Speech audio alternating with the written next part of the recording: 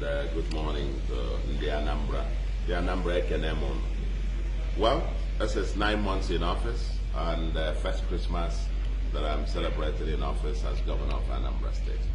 And this is just an opportunity to once more felicitate within the ANAMBRA, all ANAMBRA people, wherever you may be. Those in the homeland, the millions at home celebrating here in Anambra State, and the more millions abroad, scattered all over Nigeria and all over the world, is to say once more a very Merry Christmas to all of you, and we're looking forward to a more productive, blessed New Year for Anambra. 9 months ago, we took the oath of office to serve in the Anambra and to begin the journey towards the livable and prosperous homeland that we promised our people. Our first key agenda item of the 5 major buckets of our agenda happen to relate to security, law, and order. And this is the aspect of it that I want to specifically talk about this morning, and to say to our people that 9 months on, the difference between where we were as at the 17th day of March and where we are today in terms of security, law, and order seems to be like the difference between day and night. On the 17th of March, 8 local governments were basically under siege, totally taken over by the criminals and hoodlums, in various camps where they've taken over in these local governments. We couldn't even campaign in any of those local governments. But by the grace of God, I think today, those local governments have been liberated, and security, law, and order seem to be returning to Anambra very largely. All the camps, they've been taken out from there, and some of the deadly criminals have been taken out, and taken out for good. Several of them have fled the city, and some who are still there, I think their infrastructure totally and severely degraded. I think now, a few days ago, we had over 80-something of these arboros, the house, harassing people around Obi-Datti and the environs, taken in custody and to be prosecuted and probably jailed. And we're trying to keep our streets safe from the touts, from the criminals, and I think so far, so good.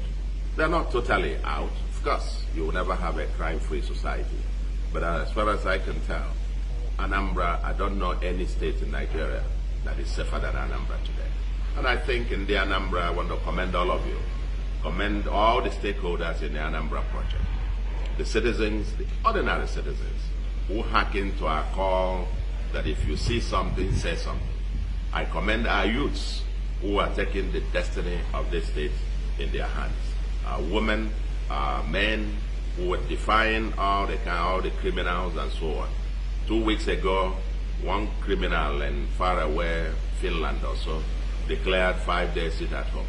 But Anambra people defy that, and I think not one single day was observed in those. Thousands of our people return for Christmas, and that's why the streets are all busy. The usual traffic jams all over the place. But I also want to commend our special forces, task forces that we set up to ensure free flow of traffic. And I understand that in recent decades or so, this is the Christmas that you have the freest in terms of traffic flow in Anambra. I saw the videos of the head bridge and the traffic flow there. And people were manning the place 24/7. And the other locations, high flash points in Anambra, Novi, Mpo, Globia, Okam, Abagana, and so on and so forth, 33 areas and so on. People trying to ensure that our people can move freely. I want to commend our youth, the Road Traffic Management Agency, the Ocha Brigade, Vigilante Services, and the Anambra youths, the volunteers who have offered to serve our people, just to keep our streets clear of the hoodlums and restore law and order. But more specifically, on this occasion, I want to use this occasion to especially appreciate the law enforcement agencies. The law enforcement agencies, the Nigerian Police, the Nigerian Army, the Navy, the Department of State Security, DSS, the Civil Defense, and of course, a very gallant Anambra Vigilante Service, and so on. And all the enforcement teams, the Njenje, the Ocha Brigade, the Road Traffic Management Agency, and so on and so forth, and all the volunteers, and all the Ndị ANAMBRA who have risen up to the occasion, either helping to organize the local vigilantes, funding them, providing logistics, who have donated to the Security Trust Fund, and so on and so forth, and those who are helping in whatever way to make sure that we have a safer homeland. We set out to take back our homeland from the hoodlums. And all I can say, so far, so good. But there's still work to be done. The road ahead still challenging, and all hands must continue to be on deck. Like I said, we appreciate deeply the commitment, professionalism, and dedication of all the security agencies, the Army, the police, the Navy, DSS, Civil Defense, and so on and so forth. And particularly the architecture that we have to secure our homeland, of which the roadblocks, the FOBs, forward operating bases, that we have everywhere, and we need more of them. They have been very, very critical in restoring the peace and order, security that we enjoyed so far. We would need even more of those in coming days, weeks, and months, not less. And I want to commend all those, these armed forces who sacrifice, who put their lives on the line to have our people sleep with their two eyes closed. Some of them have paid dearly. But I want also to remember at this particular occasion, this particular moment, all those who have paid the supreme sacrifice just to keep Anambra safe. Several of them died needlessly, I must say, because these criminals want the security officers out of the road. But fortunately, and we thank God that they have remained resolute. May their souls rest in peace, and we would continue to provide all the support that we can as government and as the people of Anambra in support of all the security forces for what they are doing, the sacrifices that they make, their commitment and professionalism. Those roadblocks, those forward operating bases, we will continue to strengthen them, make them even stronger to keep our people safe and secured. It's not normal to have, in normal circumstances, you wouldn't need these roadblocks and so on and so forth. But this is what we brought upon ourselves. Our people taking up arms in the bushes and involved in wanton criminality. This is what we brought upon ourselves, so to speak. But we now need, since they have decided to operate in abnormal way, we need abnormal solutions, as it were. Not always the most convenient, but the most effective in the circumstance.